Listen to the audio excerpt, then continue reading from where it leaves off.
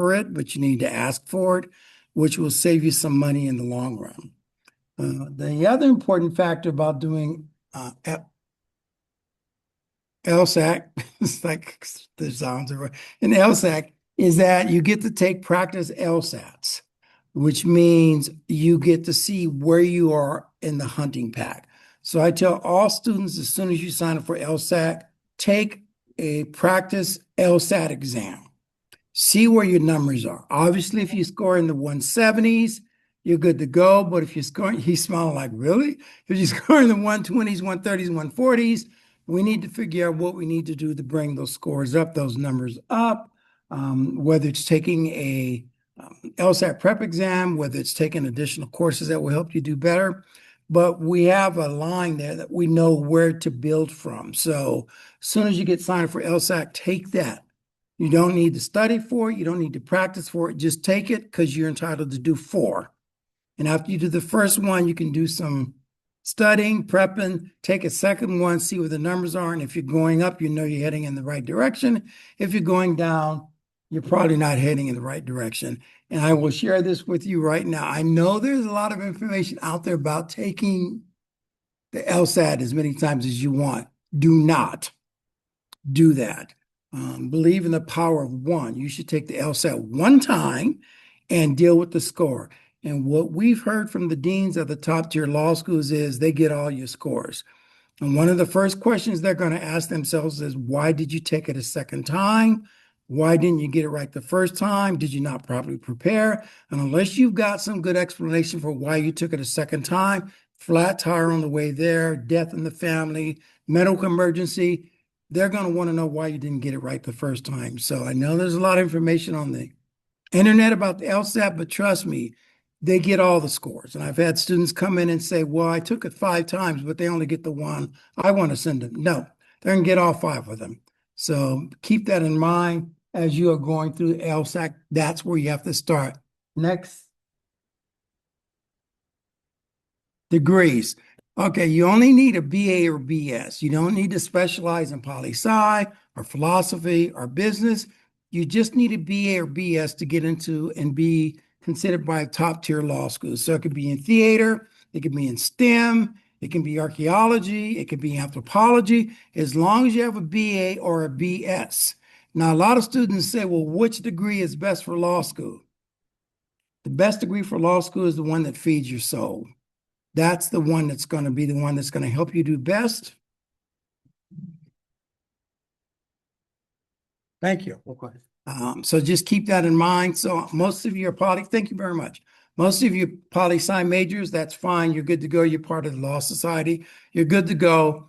But you do not have to be in one of those majors in order to qualify for law school. It just needs to be a BA or a BS.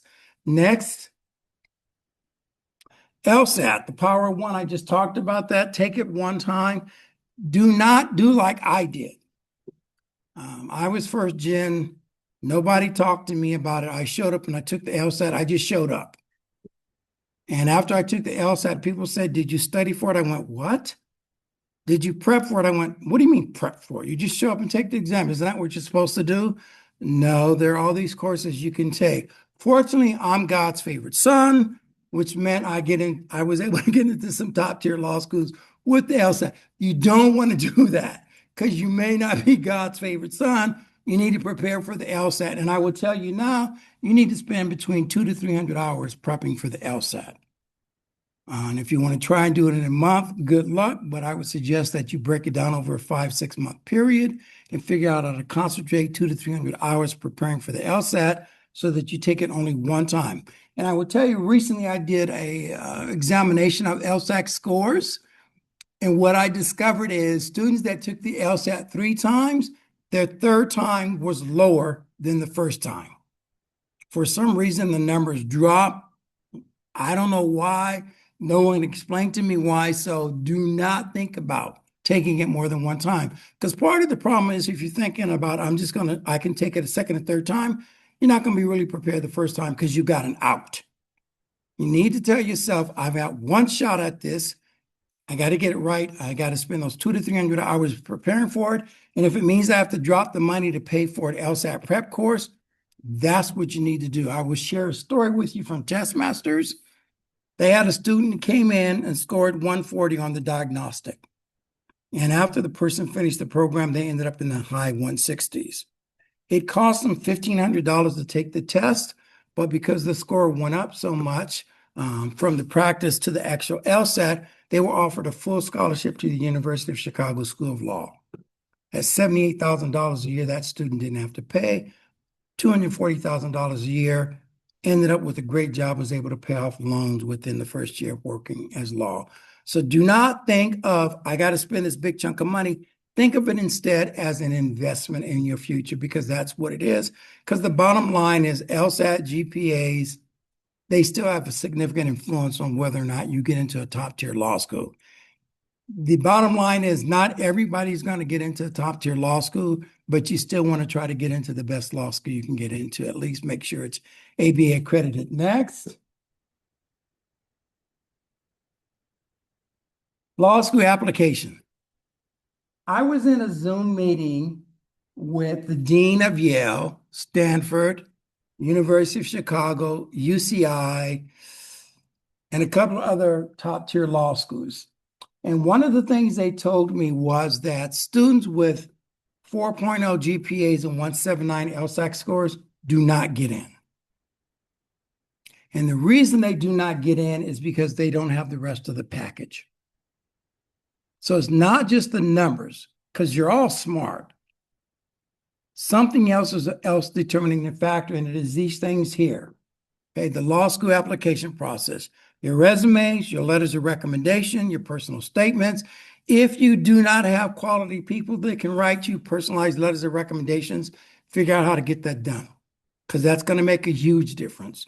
I get emails from students often saying, Professor Edwards, do you remember me? I was in your argumentation class. I earned an A. Can you write me a letter of recommendation? I have no clue who this person is, because I do not have a personal relationship with this person, which means I cannot write them a very good letter of recommendation. So you need to start thinking about who is going to write 2 letters of recommendation. Most law schools require 2, some require 3. Some say you can do 1 to 3, but you should be in a position where you are going into this knowing you have 2 great people. They're going to write you great letters of recommendation that are personal. I worked with this student. I saw this student's work product. Student is very professional, very great critical thinker, great reasoning skills. That's what you need in the letter of recommendations. So you can either get it from your professors, and if you are in classes that have 175 students, one of the things you can think about, and I'm not sure if Poli-Sci has these, do an independent study. That way you are working one-on-one with an instructor, and that is the person that can write you a great letter of recommendation. If you can get a job working at a law firm, great. Working with a judge, great. Working with an attorney, great. But it needs to come from someone that knows what they need to say for the law school to go, yes, this is the student we want. Okay. Okay. Do you guys hear that? All right. The other thing is your resume. Law schools look at breadth. And I was listening to a director of admissions the other day, and they were talking about breadth. And what she was saying is, if you are a poli-sci major, they're going to look at your transcript. And if all they see are poli-sci classes, you're not getting in. You better have something else other than poli-sci, whether it's in literature, whether it's in ethnic studies, whether it's in women's studies, they're looking for breadth. So when you start talking about your GE requirements, start looking outside, because they're going to be looking for that to determine whether or not you're the kind of student they want in their classroom. Anybody have any questions so far? Okay, good. Okay. Rolling enrollments. All law schools do rolling enrollments. So soon as they had their 25, 26 class, they start looking for their 26, 27. So you can see I put September, October, November. The latest you should apply for admission to a law school is Thanksgiving of the previous year. So if you want to get in 2027, you need to be done with your entire packet by Thanksgiving 2026. Now, there are some law schools that say we take them as late as January. Some say as late as April. The bottom line, it's rolling. So let's take UCLA, my alma mater. They started with 360 seats. By the time they get to January, that 360 is down to 100. You've lost because now you're competing with the last of the people. So you've got to get that out in enough time in order for it to be considered. The other part of that is funding is rolling. So when they make an offer for admissions, part of the financial packet is being offered at the same time, which means the longer you wait, the less money is available for you to acquire to help you get through law school. Questions? Right. Law school is rigorous and applying for it is rigorous. And a lot of people drop out because it takes a lot of time and energy. Fortunately, UCR has put together a program to help you better work through that so that you are better in a position to enter into a top tier law school. Can we go to, well, before I go to the next slide, Donna, anybody have any questions about anything on here? Okay, can we go to the next slide, please? Really quickly, we did have one student who came in a little later, or the Wi-Fi kicked them out. Can you quickly recap what the LSAC is? Yeah, stands for Law School Admissions Council. Anybody that wants to go to law school has to go through LSAC. So you go online, you click it, you can put in LSAC or you can put it lsac.org. At the very top, there'll be a drop-down box. You'll see JD applicant. You click that open, and then all your letters of recommendation, your personal statements, your GPA, your transcript, they all go through LSAC. And then LSAC forwards that information onto the law schools. Did that answer the student's question? I think so. Thank you. You're welcome. Okay. Oh, it's okay. Can you hear me now?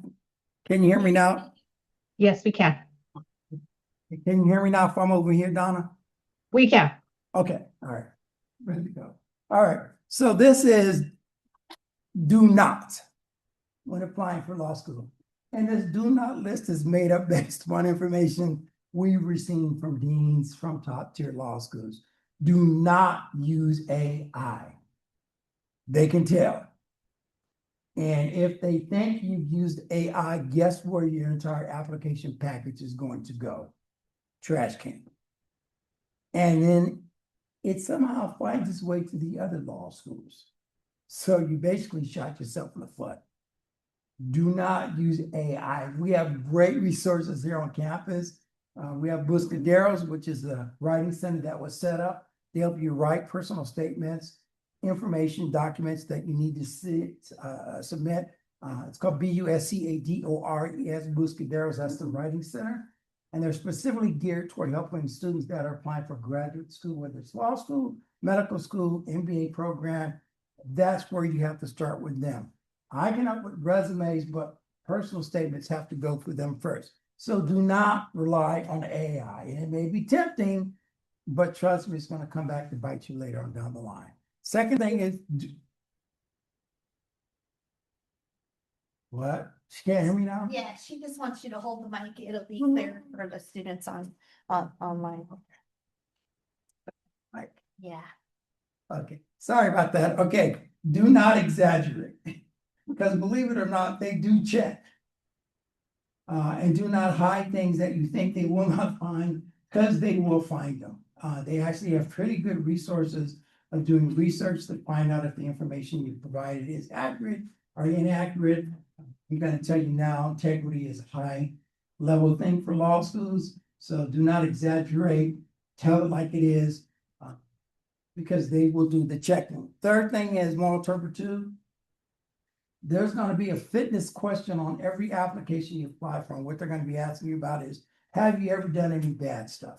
And recently I've been helping a student that is an alumni member here, and I'm looking at the questions, and no more do they say, have you ever been convicted of a felony? It is so broad that anything that you've done just about while you were in college, you need to disclose. It's better to disclose than not disclose and then get a letter from the law school saying, why didn't you share this information with us? Now there's an issue of your moral turpitude and your competency. Yes, you hear me? Never mind, the mic isn't connected. It's using the mic on the laptop. What? So do I need to move back over there? Okay, all right, I got it. Okay. No problem. Sorry. No, that's okay. No, that's okay. Technology. I'm good with that. Grammar and spelling, folks, please do not submit documents that you haven't done a proper grammar spell check on because they catch those. And again, it's going to go in the trash can. You just can't do that. So I'm going to give you a tip for when you're ready to submit your final documents. Before you submit your final documents, read it out loud because your mouth will catch things that your eyes will miss. Obviously, if you have someone else that is editing it, that's great. But the surefire way I've discovered to do that is when you go through your documents is to read them out loud to yourself as you're going through the documents, and you will catch things that your eyes alone will not catch because you do not want to be submitting a personal statement or a resume with improper grammar or spelling issues. Okay. Answer all questions, even if you're not sure it applies to you. Put a caveat in there and say, I'm not sure if this applies to me or not, but under these circumstances, I'm going to disclose it. It's better to disclose than not disclose. And read the application very careful. Another student I was working with applying for law school, and he thought the prompt was 250 words. Tell us X, Y, and Z. Fortunately, he went back and looked at it and said 250 characters.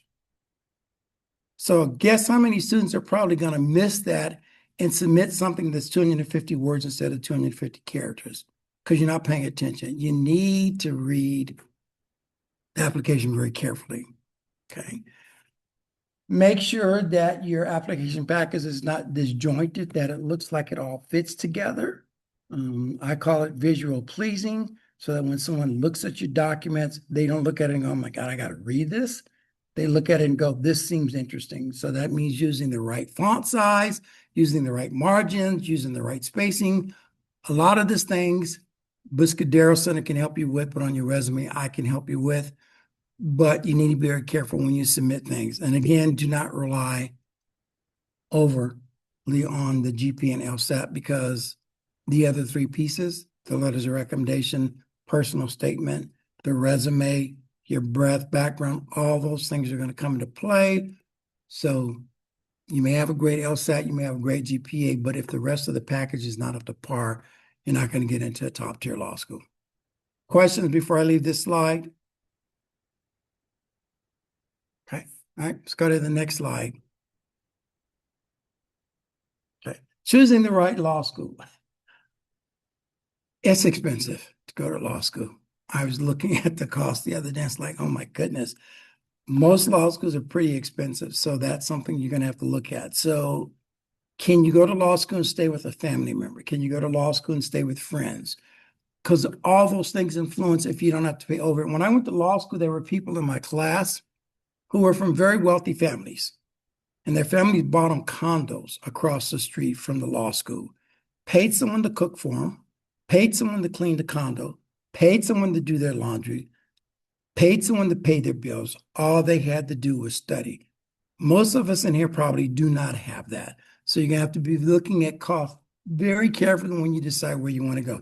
Used to be the UCs were a lot less expensive than Loyola, USC, Stanford. I will share with you when I went to UCLA, it was $525 a semester.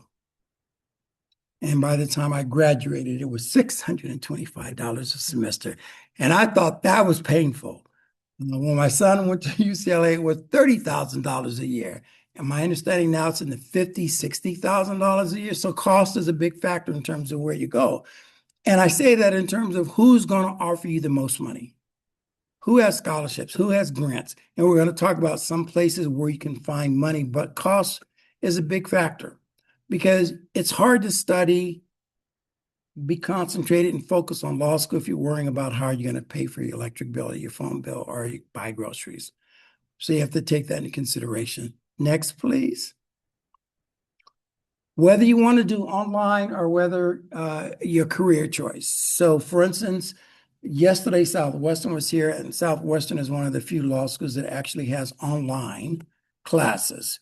And the ABA has finally ruled off on it. So now more and more law schools will probably be offering J degrees that you can do online. So keep that in mind, because that saves you some time and money. It allows you to work and do other things because they have different kind of programs that fit your career choice. Obviously, if you want to go to work for a top tier law firm, you have to go to top tier law school. That's just the bottom line. It just, the major law firms are going to be recruiting from the top 25 law schools. And so you want to go to work for a big law firm, which I don't know why you would want to do that, because I did it. I could tell you it's not a fun thing to do, because you work 80 hours a week, you basically have no life. But if that's what you want to do, it makes a difference whether you want to go into public service, whether you want to be a public defender, whether you want to be a prosecutor or DA, depending on the city, whether you want to work in some kind of public service entity. Those things all influence which law school you should be choosing and deciding where you want to go. Next, please. Okay. Whether you just want a JD, whether you want to go full of part-time, or whether you want to do a 2 or 3 year program. And some law schools actually in the part-time program, you can do it in 4 years. But I know people who did the 4-year part-time program. Is not easy. So you have to decide what you want to do. I actually have worked with a student who has his own business. So he wants to go part-time because he still needs to work his business, but he has his own business. So he's not really concerned about what his GPA is at the end of the first year of law school, because he has his own business. If you're going to law school and you want something outside of that, your GPA at the end of the first year is going to make or break you. Okay. That's just the bottom line. It may not be fair, but that's the way it is. That's not relevant yet. Okay. Okay. Next. Okay. These are the rest of the things you should consider, whether you want to do civil or criminal law, whether you're interested in doing legal clinics, whether you're interested in doing transactional work or litigation, whether you're interested in litigation or trial work. Each law school has a focus, and you need to find the one that gives you what works best for you. So you're going to have to spend some time, and you have to research law schools. That's the great thing about taking the LSAT practice exam through LSAC. You get that number back, you look at your GPA, you do an internet search and says, with this GPA, which law schools in Southern California or New York or DC fits within their median LSAT GPA score. And once you know that, those are the law schools you begin to research, because there are a lot of law schools and you can't research them all. So you might as well spend the time researching. So you really need to dig into the law school to see if it is going to meet your needs. Personally, I think UCLA law is the best law school in the nation, because that's where I went. But that's just my own personal belief. And part of that's because I beat up on people that went to Harvard and Princeton and Yale in the courtroom. So that's just my view. But figure out what you want to do. You want to do transactional work, you want to do business work, you want to do corporate work, you want to do environmental law.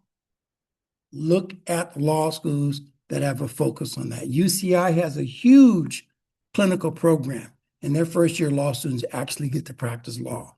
So you need to kind of look at those things when making a decision where you want to go. Okay, yes? So, do you recommend students when they're looking for the right law school, but they're also looking at the faculty that they'll be working with and under? Yes, and on one of the slides, I'm going to say you need to, it's in the section, the first year of law school, but you should, because, different professors bring different things. For instance, I have a student who's into reconciliation. And so he's researching law schools that actually have those programs in place. It's a higher form of mediation. And then he's looking at the professors to see what they've written and what they've done in that area to see if they're going to give him what he needs to go out and practice law in that area. But absolutely. Yeah. Thank you for the question. Good question. Any other questions before? There was a question asking about the difference between the JD and the LLM. Okay. Difference? Yeah. Juris Doctorate is just the JD, which I don't say just, that's a great degree. LAM is like a master's in law. So it's the next step up.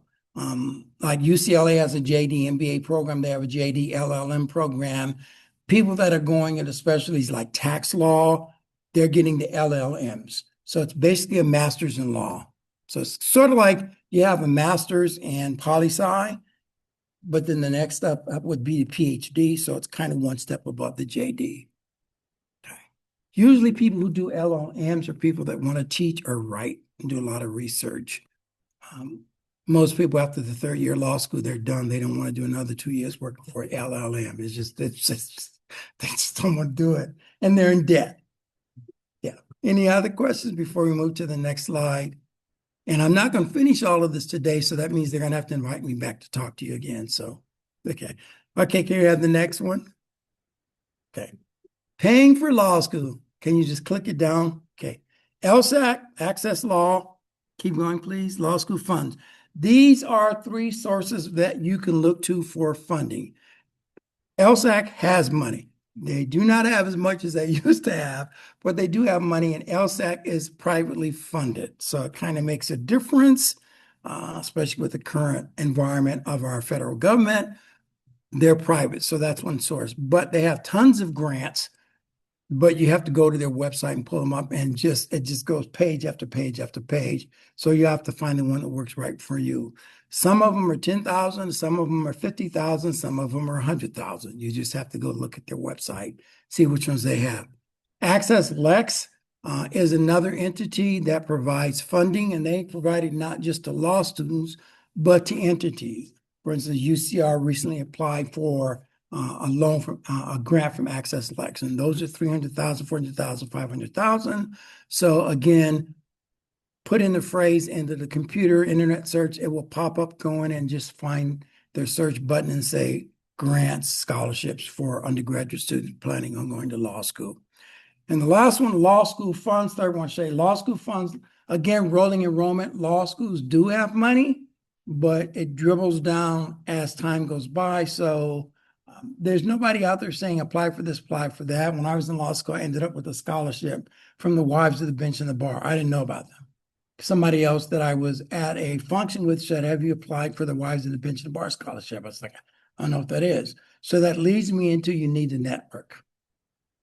You need to network, and the list, especially bar associations, that's who you should be networking with, because they will be able to give you information. Because in these entities, you will run into judges, you will run into partners at major law firms, you will run into deans of admissions at different law schools. There are a host of bar associations. This is not all of them. So go do an internet search and just type in especially bar associations or bar associations for people of color, and they'll all pop up. And if there is a regional office, usually they allow undergraduate students to join for free. You get to go to their dinners, you get to go to their meetings, you get to go to their functions and events, which means you get to network and rub elbows with people that will tell you, did you know about this money over here? Okay, so you're going to have to do some networking, not only for money, but you may run into somebody that can help you find an internship or can help you better prepare for law school. So we need to take advantage of these things. There was our question. There was a question in the Zoom chat. They asked, how early should they begin applying for grants? The day they're born.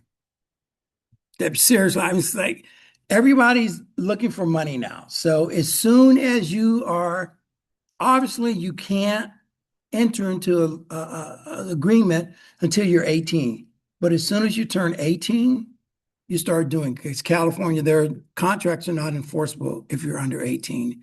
So as soon as you turn 18 and you think you want to go to college or graduate school, start looking for money.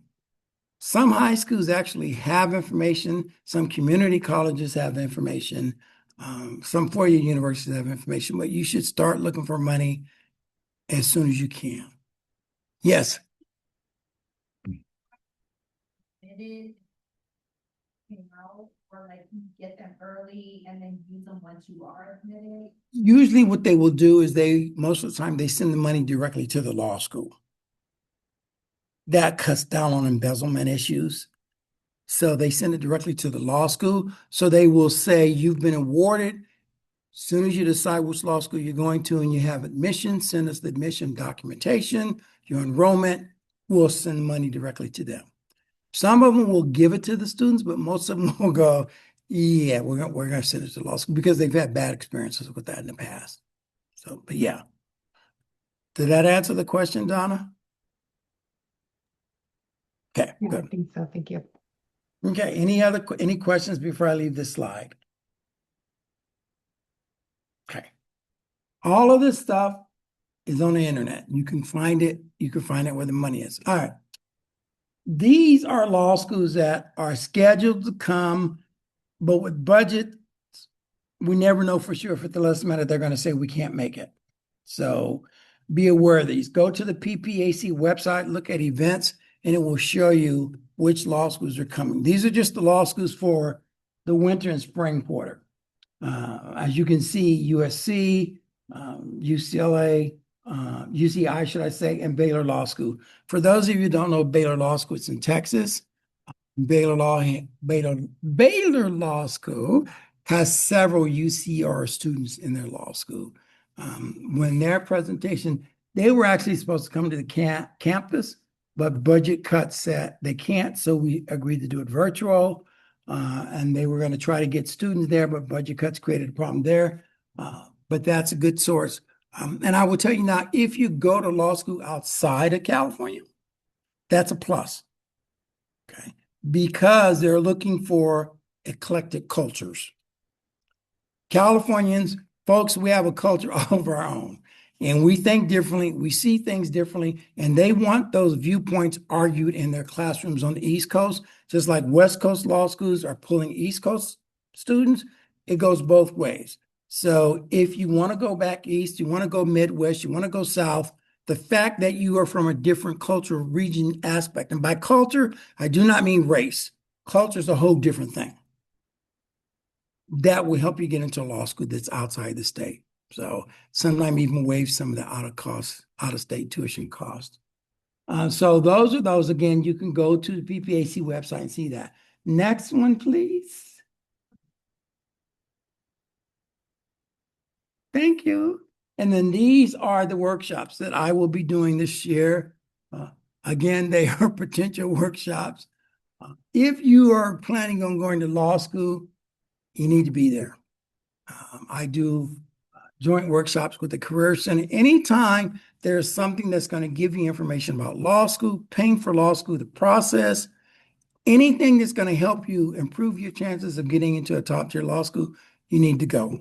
You need to figure out how to do it. You need to make it a priority. Because if you're not willing to make it a priority now, you're not going to make it a priority when you get into the law school. And if you do not make it a priority when you're in the law school, you're not going to graduate in the top 25% of the class, which means you're going to be fighting. Okay, so just bear that in mind. Again, this is on the PPAC website. So some of this I'm covering today, but I'll cover it in more detail down the line. The last three are great for students that are graduating, starting law school in the fall, because I'm going to tell you what you're exactly going to be looking at when you start fall 2026, which is going to put you ahead of a lot of students. Because some of the students you will run into in your class, their mother, their father, their grandfather, their uncle, their aunts, judges, attorneys at big law firms. Most of you are like I am, first gen. I had none of that. So it was cold turkey for me going in. The first day of class, I was in Dr. Rosette's class, contracts. I hated that class because it was at 8 o'clock in the morning, Monday, Wednesday, Friday. And I'm coming from Compton. So it was painful. And I'm taking the bus. So it was painful. But on the very first class, he's into the Socratic method with the students. And the lady sitting next to me became a very close, dear friend, went to Princeton. And I looked at her and I go, what are they doing? She goes, you didn't know about the reading assignments? I went, what reading assignments? She goes, the first week reading assignments were posted on the board 3 weeks ago. You are to expect to have read them, know them, analyze them, write notes. I didn't know that because nobody told me that. So I'm sitting there like, God, please don't call on me because I don't want to look stupid on the first day of law class. But those are the kind of things you do not know. So what I'm telling you now, if I don't get to it today, is 2 to 3 weeks before the first day of class, you need to figure out what those first reading assignments are for that first week. Because if you do not, you're behind. And if you get behind in law school, it's not like undergraduate. Good luck trying to catch up. You do not want to be behind. So those are kind of some of the things that I'll be talking about in Thriving. I'm almost running out of time. So not quite. Any questions about this? Again, it's on the PPAC website and it's in newsletter. Okay. How many of you know that? How many of you view Slate? Okay. How many of you know that you can make a appointment to meet with me 30 minutes in person or virtual? Okay. Where we talk about you, not general, but you specifically. So if you don't know about it, go to the PPAC website, click the link, get signed into Slate, and within 24 hours, you can schedule an appointment to meet with me in person or virtual, whichever works best for you. That way we can talk about your specific needs, your specific issues, and specific things that you need to do to be better prepared for law school. I can give you general information, but if I'm sitting right across from you and you're telling me what's going on, and it runs the range. I've had students come in that are from very wealthy families, students that have come in that are first gen that have no money, students that have come in that have serious issues that they need to deal with. So I can't help you if I don't see you. So that's what they pay me to do. So make sure you come in and see me. And by the way, everything you say to me is confidential because of FERPA. Can we go to the next slide, please? Time requirements. This might be a good point to stop. Okay.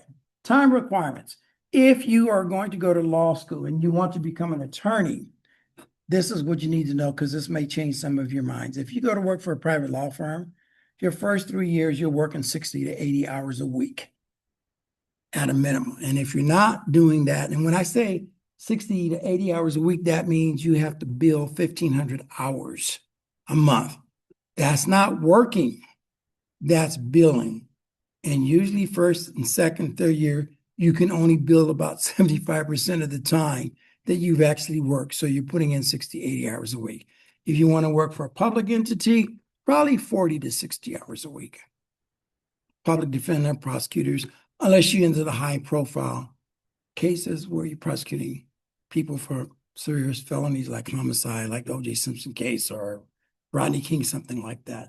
And last but not least, law students. I'm going to tell you what I told my son. It is a full-time job. If you are not willing to spend at least 40 hours a week your first year of law school, don't go. Because it's going to make a difference. It really will make a difference. You have to put in the time. You have to be in the library. You have to be researching. You have to be taking notes. You have to be looking at secondary sources. These are the things that will ensure that you graduate in the top 25% of the class. I did not graduate in the top 25% of the class, and I'm okay with that because my son graduated in the top 10% of the class because I gave him everything I'm giving you on how to do it. So that's going to be the difference. We can talk to you, we can share, we can give you information, but the bottom line is if you do not follow our advice and if you do not do it, you're not going to graduate in the top percent of the class, which is going to affect you for the rest of your life. Okay. My son came out of law school and had job offers from 5 of the biggest law firms in the country. Now he works for Disneyland and their corporate department. It makes a difference. It really does make a difference. You may not think so now, but in your 10th year practicing law and you're barely making ends meet, you're going to be saying, doggone it, I should have put in those other 20 hours to make sure I graduated in the top part of my class. In your first year of grades, those are the ones that count. Because at the end of your first year of law school, fall semester comes along, all the law firms, public, private, start coming onto campus interviewing future students for summer associate positions. So your first year of law school is make or break. Graduate in the top 25% of the class at the end of the first year, you're going to be okay. Okay.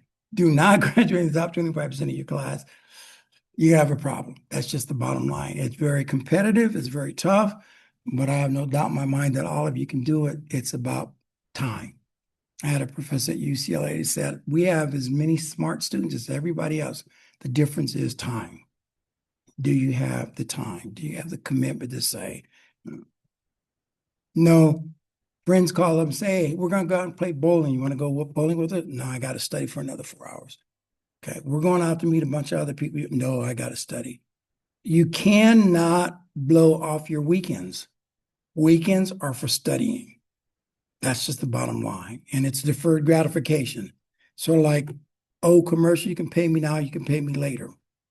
So it's kind of your choice what you want to do. Any questions about this?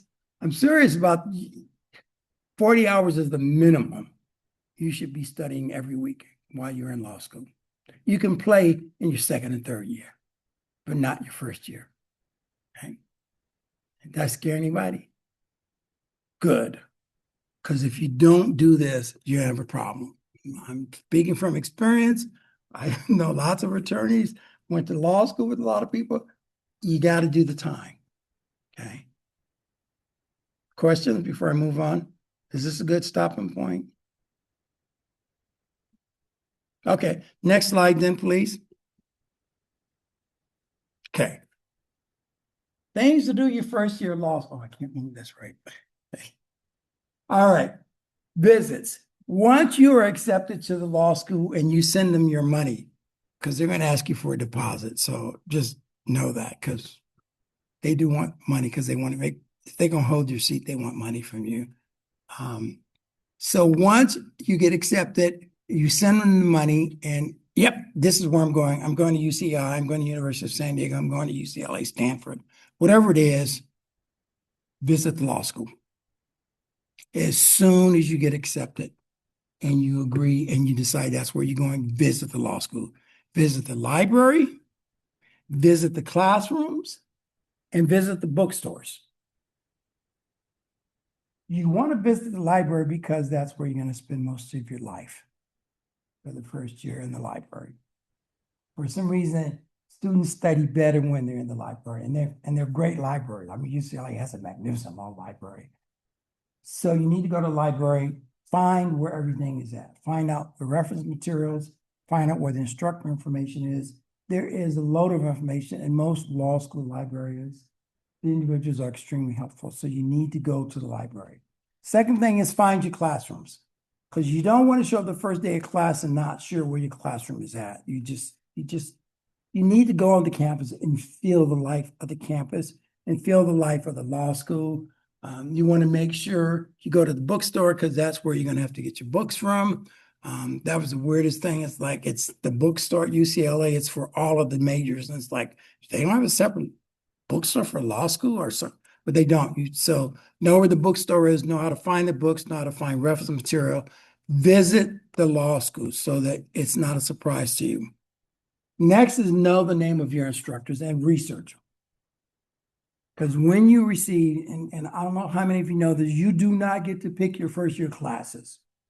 You get a document that says, here are your classes, here are the times, here's the location, here's the instructor. If you don't like it, don't come.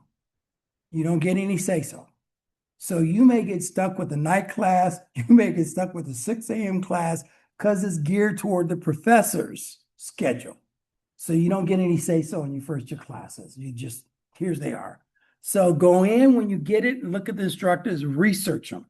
And when you're in the library, you'll find information in the library about the instructor. Second thing is make sure the reading assignments, you get them and read them, study them.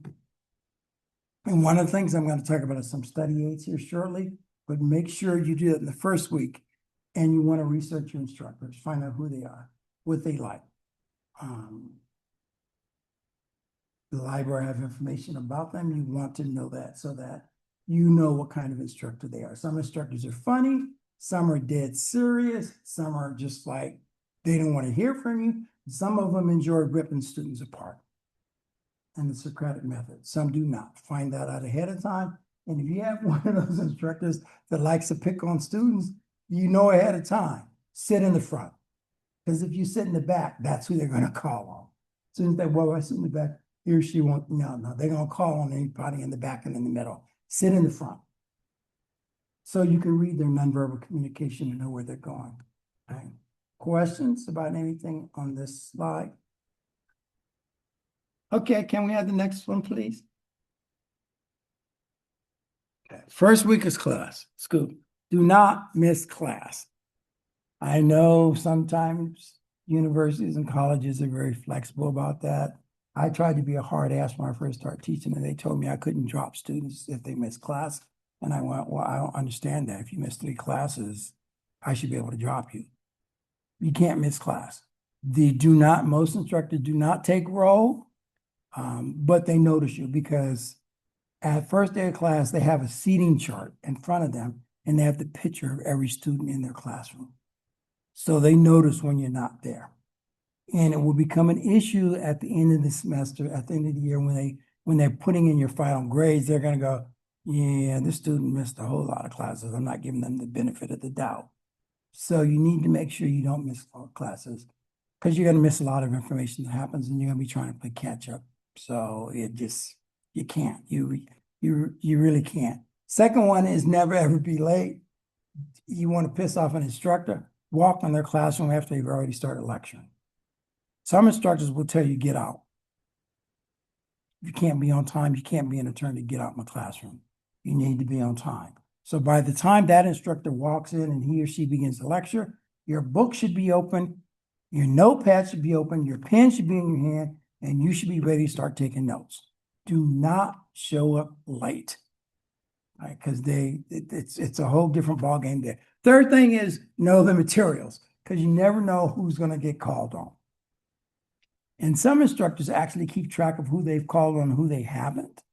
And you will say, well, you know, Mr. Edwards, I haven't called on you yet. Let's talk about it. Know your material. Because that's going to come back to either help or hurt you later on down the line. And when I say know the material, one of the things you can do is if there's something that you're not sure about, go to the instructor's office. Go visit during office hours and have a conversation with them. You'll find out some great things from them.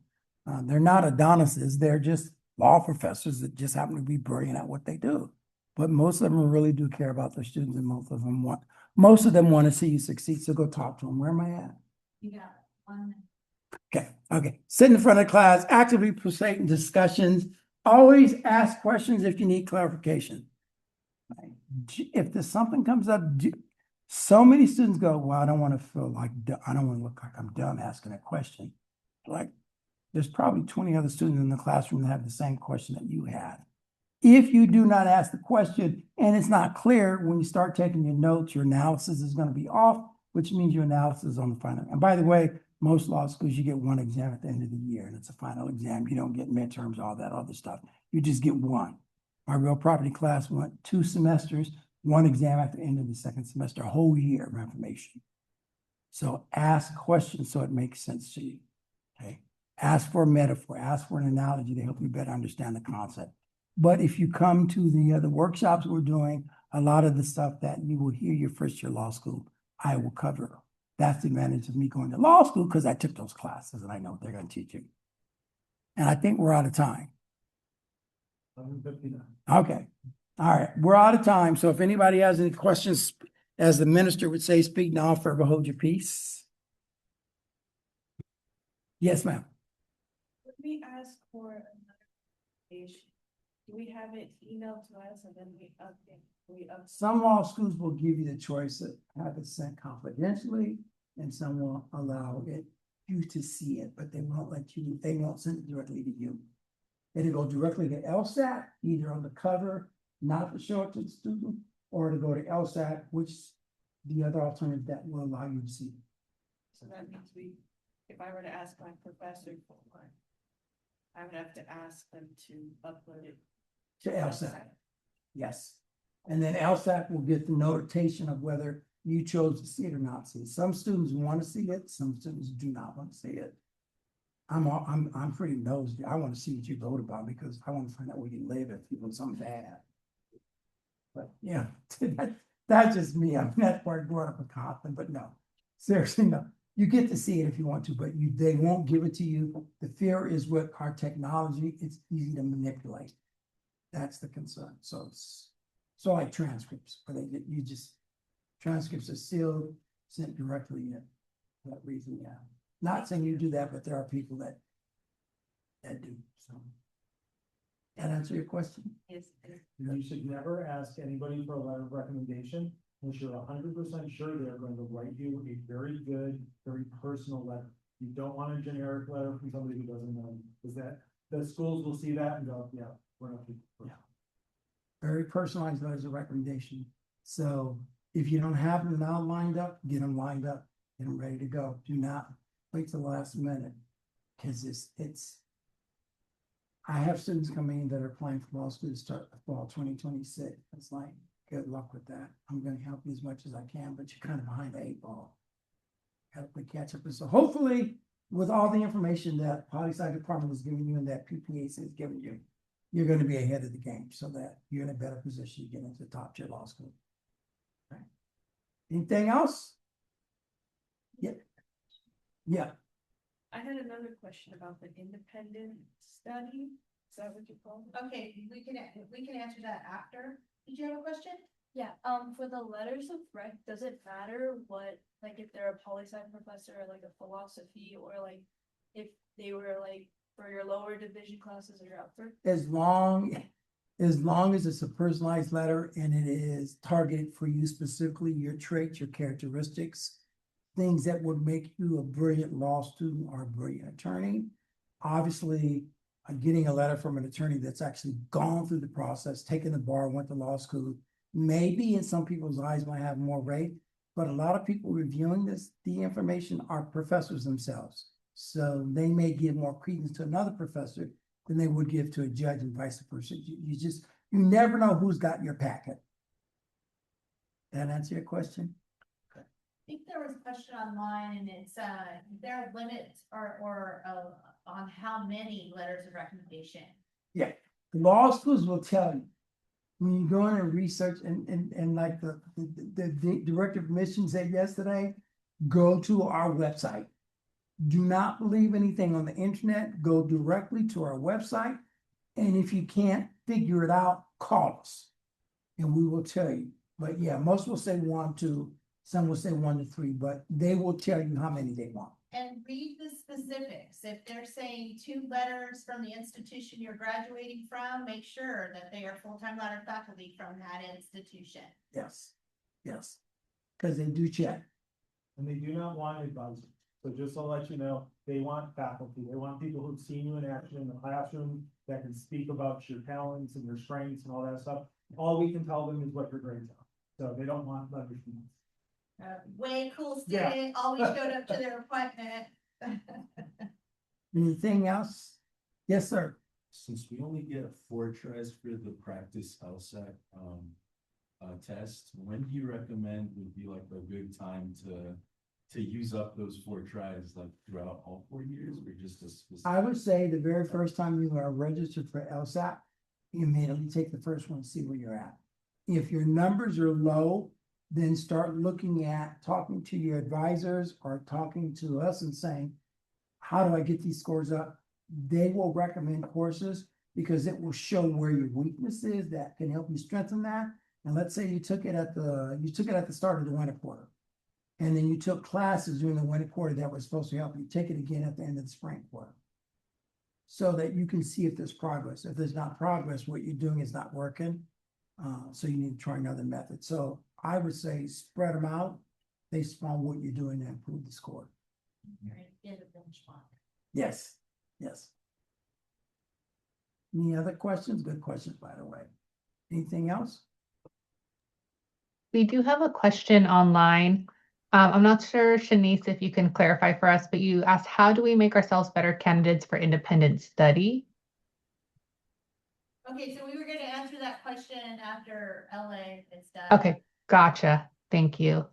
Yeah, I would. And then one other question in the chat was, are TAs good resources for letters of recommendation? Teacher's assistant? Yes. That's the question.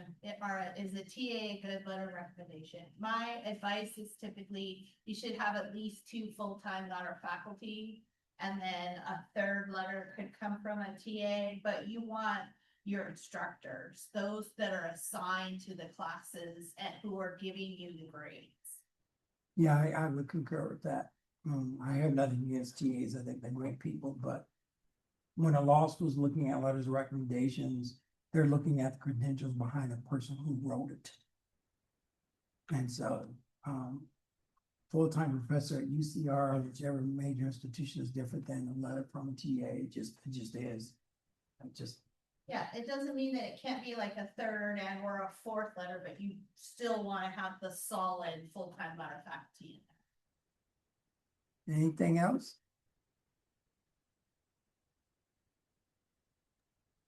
None coming in at this time on Zoom. Oh, by the way, that's UCLA.